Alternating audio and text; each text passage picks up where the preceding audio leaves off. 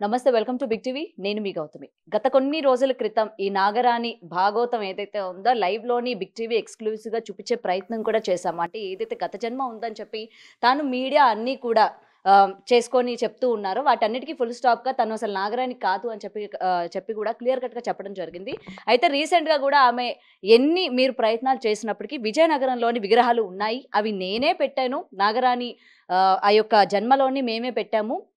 తప్పనిసరిగా అవి తవ్వితే అక్కడి నుంచి విగ్రహాలు బయటకొస్తాయి.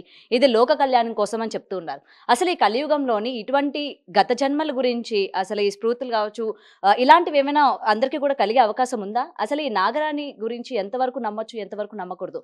వీటన్నిటి గురించి మాట్లాడితే మీ వాళ్ళు మనతో పాటు ఉన్నారు. ఆది పరాశక్తి క్షేత్రాధిపతులు శ్రీ నిత్య విద్యానంద భారతి గారు ఉన్నారు. ఆయనతో మాట్లాడి మరిన్ని విషయాలు తెలుసుకునే ప్రయత్నం చేద్దాం. గురుగారు నమస్తే అండి. ఈ గత జన్మల గురించి అంటే ఇప్పుడు జనాలకి ఏంటంటే అసలు గత జన్మ అనగానే చాలా ఇంట్రెస్టింగ్‌గా చూస్తున్నారు. వాళ్ళు చెప్పేది నిజమా? అబద్ధమా? అనేది పక్కన పెట్టి, వాళ్ళు అసలు నిజం కాదు అని చెప్పి మేము ప్రూవ్ చేసే ప్రయత్నం చేసినప్పటికి మీరు హిందువులు కాదు అని చెప్పి మతాల్ని ఇక్కడ తీసుకొచ్చే ప్రయత్నం చేస్తూ ఉన్నారు. హిందుత్వంలోనే నాకిట్లా దేవుడు కనిపిస్తారు. నేనే దేవుడిని అని చెప్తుంటే మీరెందుకు నమ్మలేకపోతున్నారని చెప్పి తిరిగి మమ్మల్ని క్వెషన్ చేస్తూ ఉన్నారు. అసలు ఈ కలియుగంలోని గత జన్మల గురించి ఏమంటారు? అసలు గత జన్మల గురించి ఉన్నాయంటారా? శ్రీ గురుభ్యో నమః. గత జన్మల గురించి వంటి మీదకి అమ్మవార్లు రావటం కానీ, పూర్వకాల జన్మ వాసనలు కానీ, ఇవన్నీ కూడా పురాణాల్లో కానీ, గ్రంథాల్లో కానీ, ఇతిహాసాల్లో కానీ, మనం చేస్తున్నటువంటి ధార్మిక ప్రయాణాల్లో ప్రస్తుతం ఉన్నటువంటి బిజీ ప్రపంచంలో వీటిని అపహాస్యంగా చూస్తున్నారు. ఈ అపహాస్యంగా చూడటం వల్ల సనాతన ధర్మానికి చాలా ఇబ్బందులు ఎదురవుతున్నాయి.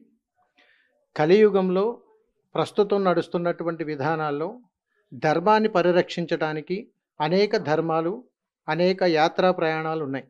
యాత్రా ప్రయాణం అంటే యాత్ర అంటే దేహం.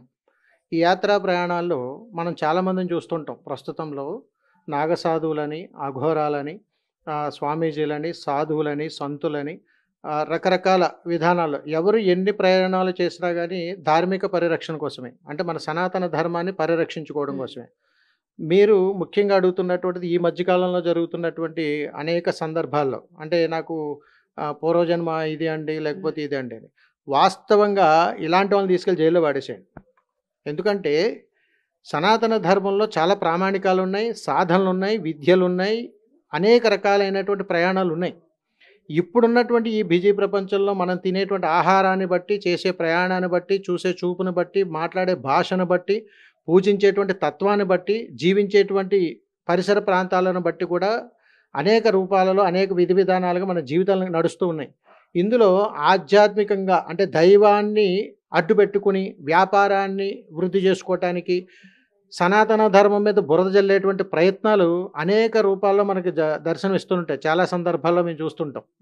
వాస్తవికంగా పూర్వకాలంలో లేకపోతే గత జన్మలో మాకు ఇవి ఉన్నాయని చెప్పడం అనేటువంటిది అవాస్తవమే. అందులో ఎలాంటి సందేహం లేదు. రెండోది, నాకు దెయ్యాలు కనపడుతున్నాయి, నాకు ఆత్మలు కనపడుతున్నాయి, నాకు భగవత్ స్వరూపం కనపడుతుంది, ఇది కూడా వాస్తవం కాదు. ఎందుకంటే తల్లి, ఇది ఒక అతీతమైనటువంటి శక్తి. ఆ శక్తిని కుండలి శక్తి ద్వారా జాగృతం చేసి అతీతమైన శక్తిని ప్రకృతి ద్వారా పొందడం అనేటువంటిది మహాశక్తిగా చెబుతుంటాం. వీటిని పక్కన పెట్టి నేను ఇప్పుడు మీరు అడుగుతున్నారు ఏదో దానికి సంబంధించి నాగకన్యాన లేకపోతే ఇతరితరాలు ఇవన్నీ కూడా ఏంటంటే మానసిక ఆందోళన కావచ్చు, లేకపోతే ధనం మీద వ్యామోహంతో దేవుణ్ణి అడ్డు పెట్టుకునేటువంటి ప్రయత్నమైనా కావచ్చు. అయితే మాకు 2 రకాల ఆలోచనలు వస్తున్నాయి ఇలాంటివి చూడటం వల్ల. ప్రస్తుతం ఇక్కడనే కాదండి, యావత్ దేశమంతా కూడా చాలా చోట సందర్భాలలో సనాతన ధర్మం వైపు బురద జల్లేటువంటి ప్రయత్నాల్లో కొంతమంది మత మార్పిడులకు తోడ్పడేటువంటి వాళ్ళు కానీ, మత మార్పిడుల కోసం విపరీతమైన ప్రయత్నం చేసేటువంటి వాళ్ళని, గిరిజన ప్రాంతాల్లో ఉన్నటువంటి వాళ్ళని టార్గెట్ చేసుకొని ఒక రకమైనటువంటి ప్రయత్నాలు కూడా చేసేటువంటి విధానంగా కూడా మేము చూడొచ్చు దీన్ని. ఎందుకనంటే హిందూ ధర్మంలో హిందూ దేవుళ్ళ మీద రకరకాల అభియోగాలు చేస్తూ ఇలాంటి వాటిని కూడా ప్రేరణ చేసి, అంటే ఈ విద్యకు, ఈ చదువులకి, మనకి అంటే కొద్దిగా నాగరికతకు దూరంగా ఉన్నటువంటి ప్రజలను టార్గెట్ చేస్తూ వాళ్ళల్లో లేనిపోని మభ్యలు ఇవన్నీ తీసుకొని వచ్చి మీరే దేవత, మీరే దేవుడు అని చెప్పి ఒక హిప్నటైజ్ లాగా వాళ్ళు చేసినప్పుడు వాళ్ళకి తెలియకుండానే కొంతవరకు తప్పు చేస్తూ మేము ఇందులోనే ఉన్నాం, మేము దేవతలం అనేటువంటి ఒక ప్రయత్నంలో కూడా కొంతమంది నడుస్తున్నాయి. ఎందుకంటే మా జీవిత అనుభవంలో కొన్ని మేము చూసాం ఇలాంటివి. కొద్ది రోజులకి జరిగిన తర్వాత ఇలా ఎందుకు జరిగిందో కూడా మాకు తెలియదు అనేటువంటి సందర్భాలు కూడా మేము చూసాం.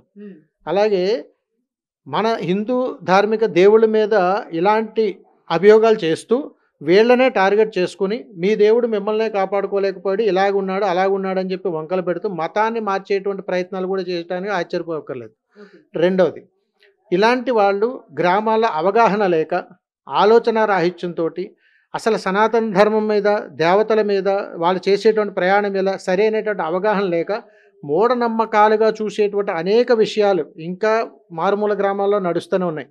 వాటిని దృష్టిలో పెట్టుకుని నేనే దేవుణ్ణి, నేనే ఇది అనేటువంటి ఒక భ్రమలో బ్రతుకుతున్న వాళ్ళు కూడా ఉన్నారు.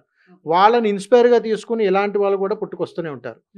ఇప్పుడైనా కాదండి, భావితరాల్లో కూడా ఎప్పుడూ కూడా పూర్వజన్మలో నేను ఇది అని చెప్పడానికి ఎలాంటి ఆలోచనలు, ఎలాంటి విధానాలు ఏది లేదు.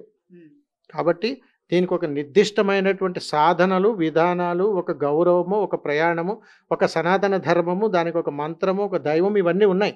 ఎందుకు ఇలాంటివన్నీ జరుగుతాయి అని మీరు అడిగితే, సరైనటువంటి గురువు లేనప్పుడు స్వయం ప్రకటితగా నేనే దేవుడని అహంభావంతో ప్రయాణం చేసేటువంటి వాళ్ళకి దేవత కనపడుతుంది, మాట్లాడుతుంది, నా వంక చూస్తుంది.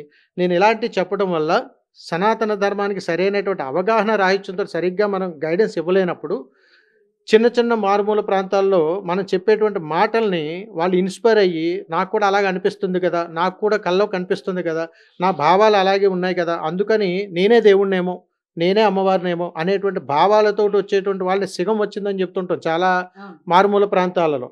వీరిని గద్దెగా కూడా చెప్తుంటాం. అంటే నలుగురు కలిసి మీరే దేవతమ్మ, మీరే దేవుడు అని అంటే ఇంకా దేవుళ్ళు అయిపోతుంటారు.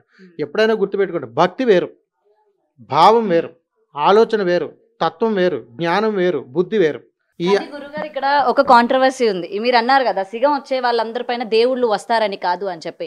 అయితే ముఖ్యంగా ఇక్కడే తెలంగాణలోనే చూసుకుందాం, కొంతమంది రంగం చెప్పే వాళ్ళు కూడా ఉంటారు. మరి వాళ్ళ మీద అమ్మవారు పూనిన తర్వాత వేలాది మంది ఆ రంగంలోని ఆవిడ ఎటువంటి మార్పులు వస్తాయి, భవిష్యత్తులో ఏం వస్తాయి, వరదలు వస్తాయా, విపత్తులు వస్తాయా అని చెప్పి అవే చెప్పడం కోసం వేలాది మంది ఆ సంవత్సరం పర్టికులర్ గా వస్తూ ఉంటారు. మరి ఇది కూడా అబద్ధమా అని చెప్పి ఒక క్వశ్చన్ రైజ్ అవుతూ ఉంటుంది. దీనికి ఏం చెప్తారు? వాస్తవికంగా తల్లి, పురాణాలలో అంటే మన పూర్వకాలంలో ఒక నానుడు ఉండేది. ఎవరైనా భగవంతుడికి దగ్గరగా అతీతంగా ఎక్కువగా పూజలు చేసినా, ఎక్కువగా చేసినా వాళ్ళల్లో నేనే భగవత్ స్వరూపం అనే భావనతో ఉండేటువంటి వాళ్ళు చాలామంది ఉన్నారు. అప్పట్లో మానసికంగా సందిగ్ధం కాలేదు ప్రజలు. ఇప్పుడు రోజులు గడిచే కొద్దీ ఏమిటనంటే ఇది నిజమా అబద్ధమా, నిజంగానే అమ్మవారు వస్తుందా, నిజంగా వారు ఒంటి మీదకి వచ్చి ఇట్లా మాట్లాడిస్తుందా అనేటువంటి భావాలు ఉంటాయి. అలాగే ఒకప్పుడు ఇవన్నీ ఉండేవి కాదు. ఎందుకనంటే ఒకప్పుడు మనకు మంత్రసాని డాక్టర్స్ ఉండేవారు కాదు, మంత్రసాని ఉండేవారు. మంత్రసాని దగ్గరికి తీసుకొస్తే వారు ఏం చేస్తే అదే నయమయ్యేది. అట్లానండి. ఇప్పుడు కాలంలో మంత్రసాని దగ్గరికి పోరు.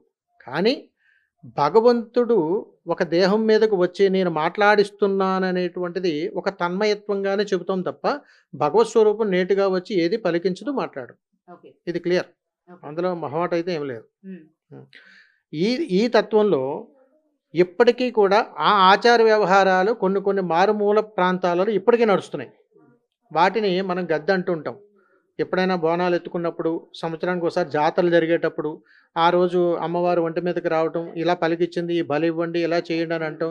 ఇది ఎందుకు జరుగుతుంది అంటే వారు అదే గ్రామంలో మమేకమైనప్పుడు అనేక సందర్భాల్లో అనేక విషయాల గురించి వాళ్ళు మానసికంగా ముందే సందిగ్ధం అవుతారు. సందిగ్ధం అయిన తర్వాత ఎవరెవరైతే వారిని సంప్రదించాలనుకుంటారో వారు మాట్లాడుతున్నప్పుడు వారు సంపూర్ణమైనటువంటి స్పృహతోటే మాట్లాడతారు తప్ప అస్పృహతో ఎప్పుడు కూడా వాళ్ళు అన్నీ తెలుసు, వాళ్ళకి అన్నీ తెలిసే క్లారిటీగా క్లియర్గా మాట్లాడతారు. దీన్ని మేము కొట్టి పాడేస్తున్నామని క్లియర్గా చెప్తున్నాం. ఎందుకనంటే ఇలాంటి విషయాలు ఎప్పుడు కూడా ఆధ్యాత్మికంగా బలమైనటువంటి విధానాన్ని బలహీనపరచడానికి మనంతటా మనమే ఎదుటి వాళ్ళకి అవకాశాలు ఇచ్చిన వాళ్ళం అవుతాం తల్లి. గురుగారు ఇంతకు ముందు హిందుత్వం అంటే దేవుళ్ళని కాపాడే వాళ్ళు వీళ్ళందరూ ఉన్నారు. అప్పుడు నేను ఏ రోజు కూడా సనాతన ధర్మాన్ని కాపాడాలి అన్న ఈ వర్డ్ అనేది నేను వినలేదు అసలు. ఓకే, ఈ మధ్య కాలంలోని రీసెంట్ గా దేవతలు పడుతున్న, దెయ్యాలు పడుతున్న ప్రతి ఒక్కళ్ళు చిన్నపిల్లలే, అందరూ కూడా 20 బిలో ఉన్న వాళ్ళే. వీళ్ళు ఏంటి ఎందుకు ఇలా కనిపిస్తున్నారంటే లోక కళ్యాణం. దేనికి లోక కళ్యాణం అంటే సనాతన ధర్మాన్ని కాపాడడానికి వచ్చాం. ఈ రెండే మీ దృష్టిలో సనాతన ధర్మం అంటే ఏంటి? లోక కళ్యాణం అంటే ఏంటి? సనాతన ధర్మం గురించి చెప్పాలంటే నా వయసు సరిపోదమ్మా. అలాగని అడగటానికి మీరు సరిపోరు. ఎందుకనంటే ఆది కాలం నుంచి కూడా కొన్ని యుగాల నుంచి కూడా మన సనాతన ధర్మం మనకు ఆస్తి ఇచ్చింది. ఆ ఆస్తి ఇచ్చింది కాబట్టి దాన్ని మనం కాపాడుకుంటున్నాము కాబట్టి ఈ రోజుకి భారతదేశంలో మనం ఇలా ఉండగలిగాం. ఆ ధర్మాన్ని కాపాడుకోవడం కోసం మీరందరూ ఎవరు? మీకు అసలు దీనికి దానికి ఏంటి సంబంధం అనంటే, ఒక భారతీయుడిగా మనందరం కూడా సనాతన ధర్మం మీదే ఆధారపడి బ్రతుకుతున్నాము కాబట్టి, ఆ ధర్మాన్ని పరిరక్షించుకోవటంలో ఉన్నటువంటి మర్మమే ఇప్పుడున్నటువంటి జీవన మనుగడ. దీంట్లోంచి మనిషి తను బ్రతకడం కోసం అనేక రూపాల వేషధారణలు, అనేక రూపాల మత సామరస్యాలు, రకరకాల విధి విధానాలు వాళ్ళు స్వతహాగా పుట్టించుకున్నవి, వ్యాప్తి చెందుతున్నవి. నేను గొప్ప అంటే నేను గొప్ప, నేను గొప్ప అంటే నేను, ఏ ధర్మమైనా ఒకటే చెప్తుంది సనాతన ధర్మం. మన ధర్మాన్ని మనమే పరిరక్షించుకోవాలి. మన ధర్మాన్ని మనమే చాటి చెప్పాలి అని చెప్పి. ఈ మధ్య కాలంలో చాలామందిని చూస్తున్నాం. సంబంధం లేనటువంటి వాళ్ళు, ఇందులో ప్రయాణం చేయలేనటువంటి వాళ్ళు, ప్రతి ఒక్కరూ లోక కళ్యాణార్థం కోసమని, ఈ సనాతన ధర్మాన్ని పరిరక్షించుకోవడం కోసమని ఇయన్నీ చేస్తున్నారు. ఒకటి అడుగుతామండి కొన్ని సనాతన ధర్మం పరిరక్షించడం అంటే ఏమిటండి? హింసను సృష్టించడమా? హింస వచ్చినప్పుడు హింసే. అహింసగానే మనం బ్రతకాలని మనం చెప్తూ ఉన్నప్పుడు ఒకటే సూటిగా చెప్తున్నాం. ధర్మాన్ని పరిరక్షించాలనుకున్నప్పుడు ముందుగా మన ధర్మాన్ని కాపాడాలి. ధర్మానికి ఉన్నటువంటి విలువలను తెలియచేయాలి. ధర్మంలో ప్రధానమైనటువంటి అంశాలు ఏమున్నాయి మనకి? మనిషి జీవన మనుగడ, కట్టుబాట్లు, విధానాలు, అదేవిధంగా మన యొక్క హిందూయిజానికి సంబంధించినటువంటి కార్యాచరణలు, దేవాలయాల పరిరక్షణలు, భక్తి ప్రవర్తనలు, వీటన్నింటిని మీద ఉన్నటువంటి అవగాహనను మనం ఎప్పుడైతే పెంచుకోగలుగుతామో, సమాజానికి ఎప్పుడైతే తెలియజేయగలుగుతామో, దాన్ని సనాతన ధర్మ పరిరక్షణగా చెబుతుంటాం. ఇది ఎందుకు కుంటుపడుతుంది, ఎప్పుడు కుంటుపడుతుందని అంటే, సనాతన ధర్మాన్ని పరిరక్షించకుండా లోక కళ్యాణార్థం కోసం అని చెప్పి ఒక పిలుపునివ్వటం, లోక కళ్యాణార్థం కోసం నేను ఇది చేస్తానని చెప్పేసి మత విద్వేషాలు రెచ్చగొట్టేటువంటి భాష కానీ, మత విద్వేషాలు రెచ్చగొట్టేటువంటి ప్రయత్నాలు చేసేటువంటి కొంతమంది వల్ల మన సనాతన ధర్మం అనేటువంటి ఆలోచన కూడా లేకుండా పోతున్నాయి. అందుకని సంపూర్ణమైనటువంటి పరిజ్ఞానంతోటి, సంపూర్ణమైనటువంటి ఆలోచనలతో ప్రతి హిందువు అనేటువంటి వాడు, అంటే భరత గడ్డ మీద ఉన్నటువంటి ప్రతి హిందువు కూడా సనాతన ధర్మం పెట్టినటువంటి భిక్ష బ్రతికే. కాబట్టి సనాతన ధర్మానికి మనం ఎప్పుడూ కూడా రుణపడే ఉండాలి. అలాంటి సనాతన ధర్మాన్ని పరిరక్షించుకోవడం కోసం ఎంతోమంది కాషాయధారులున్నారు, సాధువులున్నారు, సంతులున్నారు, మునులున్నారు, మునీశ్వరులున్నారు. ఎంతోమంది అనేక రూపాలలో హిందూ ధర్మంలో ఉన్నటువంటి ప్రతి ఒక్కరు కూడా సనాతన ధర్మం కోసం పాటుపడుతున్నటువంటి వాళ్ళే. మరో రూపంలో మన దారిలో లేకపోయినా, మన విధానంలో లేకపోయినా, హిందూ ముసుగులు వేషాలు వేసుకొని సనాతన ధర్మాన్ని పరిరక్షిస్తున్నానని చెబుతూ మత మార్పిడులు కూడా ద్రోహపడేటువంటి వాళ్ళు కూడా లేకపోలేదు. ఈ వీళ్ళను కూడా ఈ మధ్యకాలంలో మనం చాలామందిని చూస్తున్నాం. ఎందుకంటే ఏదైనా ఒక ధర్మ పోరాటం చేశారా, సనాతన ధర్మం గురించి ఏమైనా యజ్ఞాలు చేశారా, లేకపోతే ఒక దేవాలయ నిర్మాణం చేశారా, ఒక కార్యాచరణ చేశారా, ఏదైనా ఒక ధర్నా చేశారా అంటే ఎక్కడ ఎవరు కనిపించరు. కానీ నేను సైతం సనాతన ధర్మం కోసం అని చేసి ఒక పిలుపునిస్తుంటారు. దేనికోసం? సమాజానికి హితువు ఇవ్వాలి, మంచి కోరాలి, మంచి ధర్మాన్ని ఇవ్వాలి. ఇలాంటివన్నీ కూడా సనాతన ధర్మంలో ఉన్నాయి. ఆ పెట్టిన భిక్ష ఈరోజు మనం ఈ విధంగా ఉన్నాం. అన్ని మతాలు ఉన్నాయి తల్లి, అన్ని మతాలు అందరూ, ముస్లిమ్స్ ఉన్నారు, క్రైస్తవులు ఉన్నారు, జైనులు ఉన్నారు, బౌద్ధిస్టులు ఉన్నారు, మన హిందువులు ఉన్నారు. అందరూ ఎవరి బ్రతుకులు వాళ్ళు బ్రతుకుతున్నారు. కానీ ఒక మతాన్ని ఇంకొక మతాన్ని తూట్లు పొడిచే విధంగా మనం ప్రయాణం చేయమని సనాతన ధర్మం చెప్పలేదు ఎక్కడ కూడా. లోక కళ్యాణార్థం కోసం నేను వెళ్ళిపోయినా కానీ నా తర్వాత తరాలు బాగుండాలని చెప్పి మన పూర్వీకులు మనకి ఇచ్చినటువంటి ఆస్తి సనాతన ధర్మం.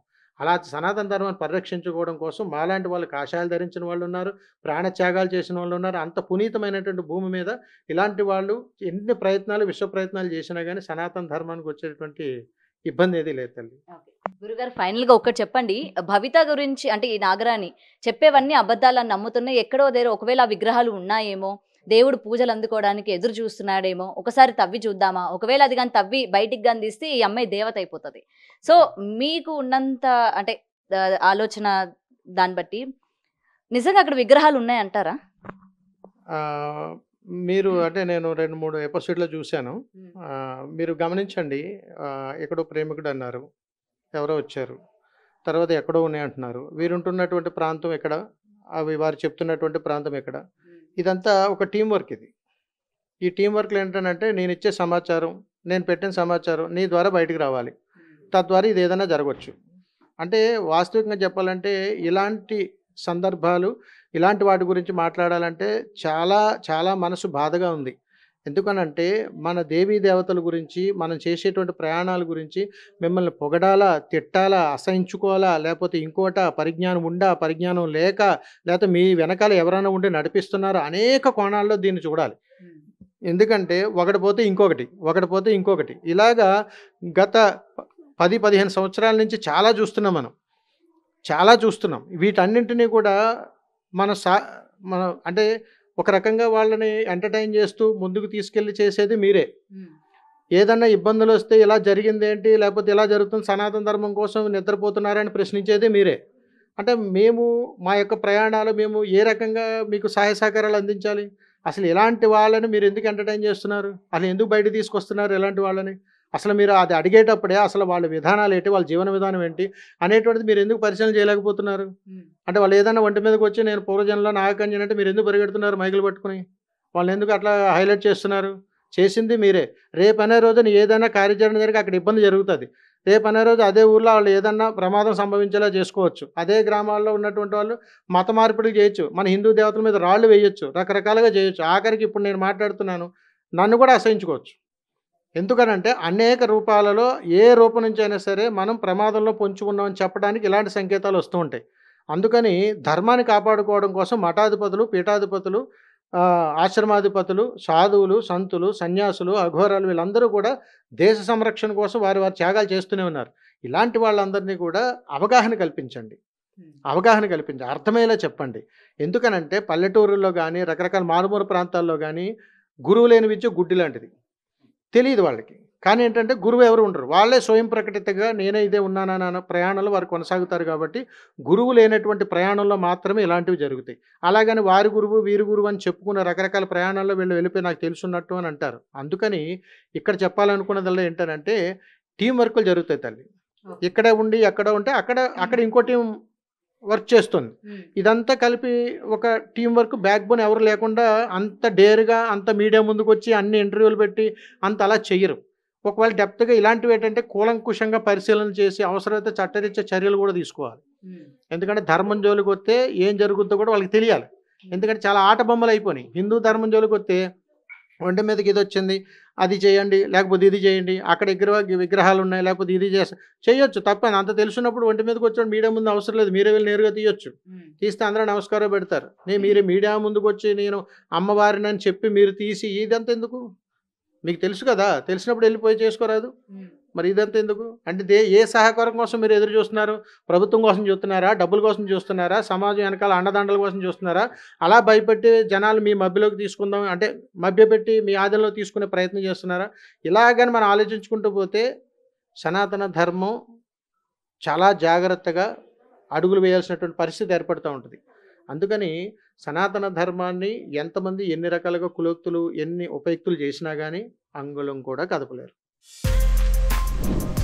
For more videos like this, subscribe Big TV channel.